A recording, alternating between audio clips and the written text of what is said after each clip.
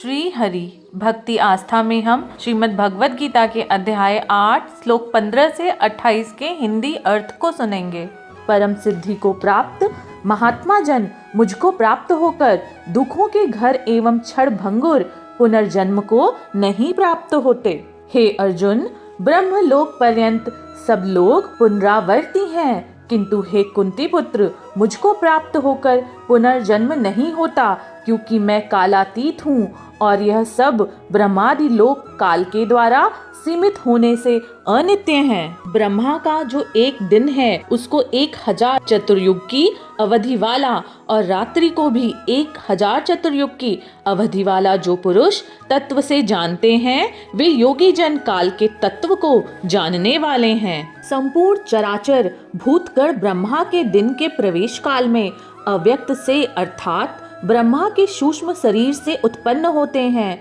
और ब्रह्मा की रात्रि के प्रवेश काल में उस अव्यक्त नामक ब्रह्मा के सूक्ष्म शरीर में ही लीन हो जाते हैं। हे पार्थ, वही सब भूत समुदाय उत्पन्न होकर प्रकृति के वश में हुआ रात्रि के प्रवेश काल में लीन होता है और दिन के प्रवेश काल में फिर उत्पन्न होता है। उस अव्यक्त से भी अति परे दूसरा अर्थात विलक्षण जो सनातन अव्यक्त भाव है वह परम दिव्य पुरुष सब भूतों के नष्ट होने पर भी नष्ट नहीं होता। जो अव्यक्त अक्षर इस नाम से कहा गया है उसी अक्षर नामक अव्यक्त भाव को परम गति कहते हैं तथा जिस सनातन अव्यक्त भाव को प्राप्त होकर मनुष्य वापस नहीं आते वह मेरा परम धाम है। हे पार्थ, जिस परमात्मा के अंतर्गत सर्वभूत है और जिस सच्चिदानंद घन परमात्मा से यह समस्त जगत परिपूर्ण है वह सनातन अव्यक्त परम पुरुष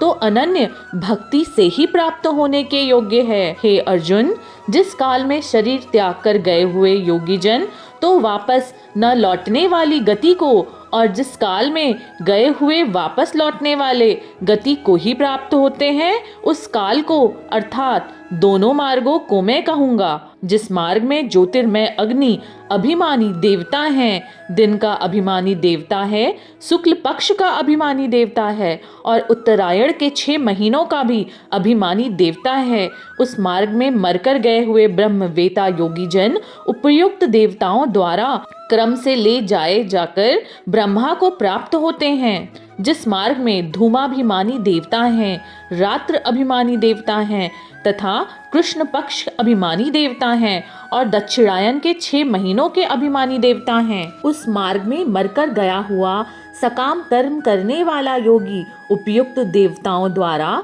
क्रम क्रम से ले गया हुआ चंद्रमा की ज्योति को प्राप्त होकर स्वर्ग में अपने शुभ कर्मों का फल भोगकर वापस आता है। क्योंकि जगत के ये 2 प्रकार के शुक्ल और कृष्ण अर्थात देवयान और पितृयान मार्ग सनातन माने गए हैं। इनमें एक के द्वारा गया हुआ जिससे वापस नहीं लौटना पड़ता उस परम गति को प्राप्त होता है और दूसरे के द्वारा गया हुआ फिर वापस आता है अर्थात जन्म और मृत्यु को प्राप्त होता है। हे पार्थ, इस प्रकार इन दोनों मार्गों को तत्व से जानकर कोई भी योगी मोहित नहीं होता। इस कारण हे अर्जुन, तू सब काल में संबुद्धि रूप योग से युक्त हो अर्थात निरंतर मेरी प्राप्ति के लिए साधन करने वाला हो। योगी पुरुष इस रहस्य को तत्व से जानकर वेदों के पढ़ने में तथा यज्ञ तप और दान आदि के करने में जो पुण्य फल प्राप्त करते हैं